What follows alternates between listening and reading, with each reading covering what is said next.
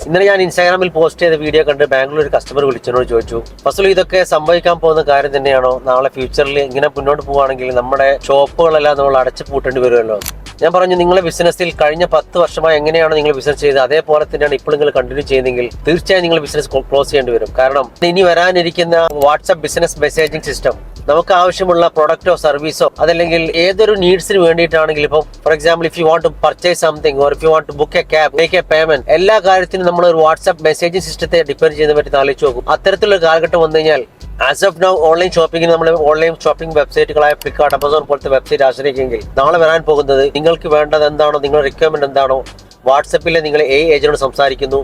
Agent നിങ്ങൾക്ക് വേണ്ട best പ്രൈസിൽ ഓൺലൈനിൽ നിന്നും ഏജന്റ് ബെസ്റ്റ് അവൈലബിലിറ്റി നോക്കി നിങ്ങൾ എന്ത് ചെയ്യുന്നു, ആ പ്ലാറ്റ്ഫോം നിങ്ങളെ വാട്സപ്പ് വഴി കണക്ട് ചെയ്തു. ഇത്തരത്തിൽ വാട്സപ്പിൽ മെസ്സേജ് അയച്ചുകൊണ്ട് നമ്മുടെ ഡെയിലി ലൈഫിൽ നമുക്ക് ആവശ്യമുള്ള എല്ലാ കാര്യങ്ങളും ചോദിക്കുന്ന ഒരു സിറ്റുവേഷൻ വന്നു കഴിഞ്ഞാൽ ആ സമയത്തും ടെക്നോളജി അഡാപ്റ്റ് ചെയ്ത് ഏത് രീതിയിലാണോ യൂസ് ചെയ്തുകൊണ്ട് നമ്മൾ ബിസിനസ്സിൽ ചേഞ്ചസ് കൊണ്ടുവരാൻ സാധിക്കുക. അത്തരത്തിലൊരു മാറ്റത്തിന് തയ്യാറായില്ലെങ്കിൽ തീർച്ചയായും നമ്മുടെ ബിസിനസ്സുകൾ ഓട്ടോമാറ്റിക്കലി ക്ലോസ് ചെയ്യപ്പെടും.